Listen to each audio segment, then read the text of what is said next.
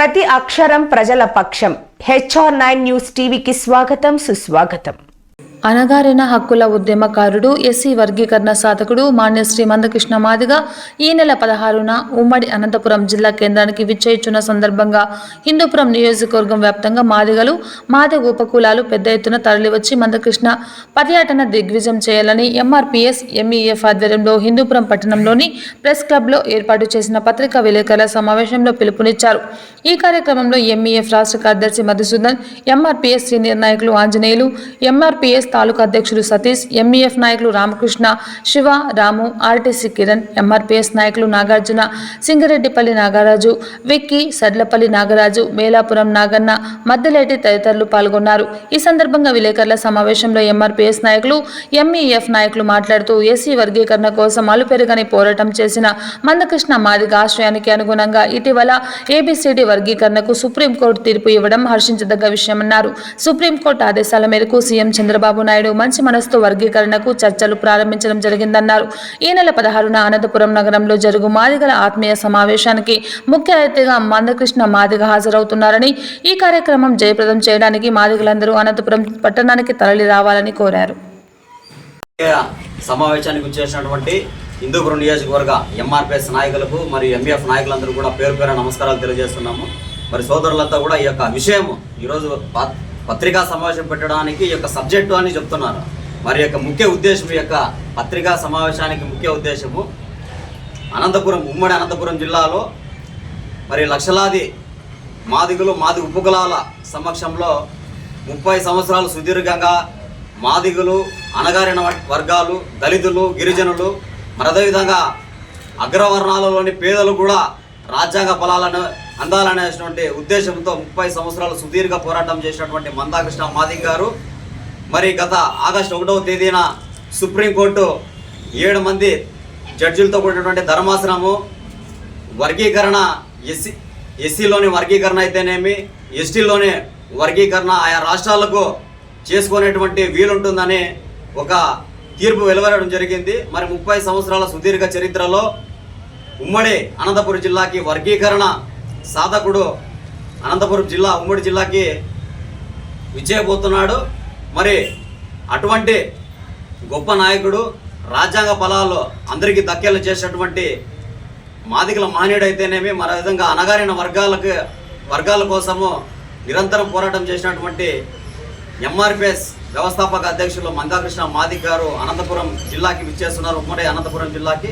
కావున హిందూపురం నియోజకవర్గ వ్యాప్తంగా మాదిగలు, మాదిగ ఉపకులాలు, మరి విధంగా దళితులు, గిరిజనులు, అట్టడుగు వర్గాలు అందరూ కూడా పెద్ద ఎత్తున అనంతపురంకి ఇచ్చేసి ఆయన చేసినటువంటి గొప్పతనానికి కృతజ్ఞతలు తెలియజేసిందిగా నియోజకవర్గ ప్రజలందరికీ విజ్ఞప్తి చేస్తున్నాము. వర్గీకరణ అంశము దాదాపు 30 సంవత్సరాలుగా వర్గీకరణ కోసం పోరాడుతూనే ఉన్నాం. గతంలో 2002లో గౌరవ ముఖ్యమంత్రి నారా చంద్రబాబు నాయుడు గారు మాకు వర్గీకరణ చేయడం వల్ల దళితులకు సామాజిక న్యాయం అనేది జరిగింది. అదేవిధంగా కొన్ని కారణాల వల్ల అది రద్దు చేయడం జరిగింది. అదే క్రమంలో తీసుకుంటే అప్పటి జనాభాకి ఇప్పటి జనాభాకి చాలా వ్యత్యాసం ఉంది.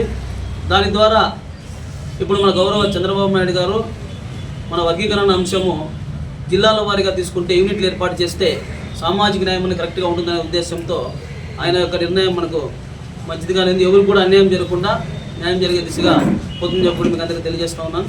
అదేవిధంగా మన హిందూపూర్ పరిసరాలు తీసుకుంటే హిందూపూర్లో అత్యధిక జనాభా మాదిగలు ఉన్నటువంటి ఈ యొక్క హిందూపురం, అందులో గతంలో తీసుకుంటే ఇక్కడ జరిగిన ఉద్యమం లేదు.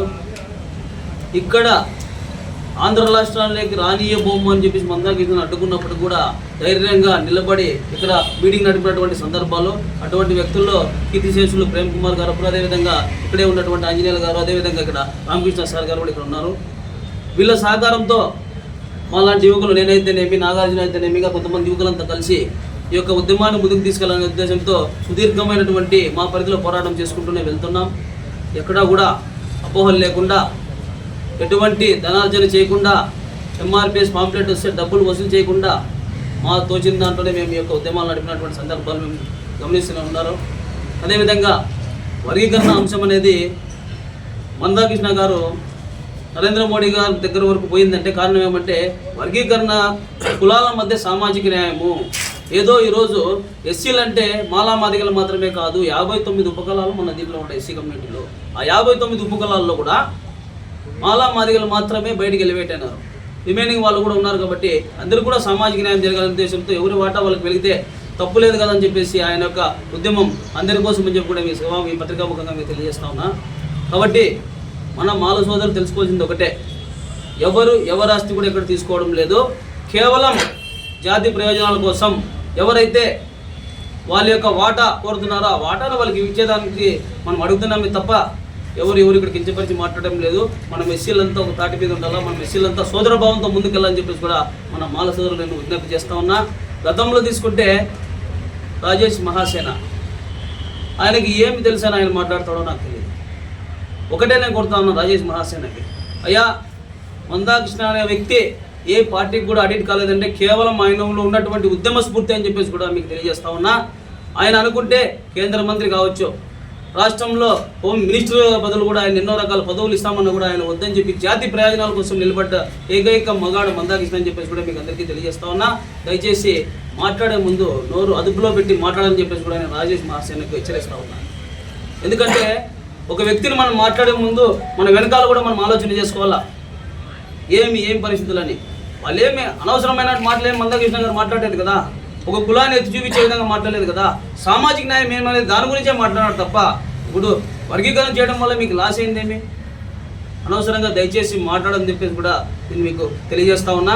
అదేవిధంగా మన గౌరవ మాన్యశ్రీ మందాకృష్ణ మాదిగ గారు ఈ నెల 16వ తేదీన అనంతపురంలో లలిత కళా పరిషత్తులో ఒక మీటింగ్, ఆ మాదిగల ఆత్మీయ సభను ఏర్పాటు చేయడం జరుగుతోంది.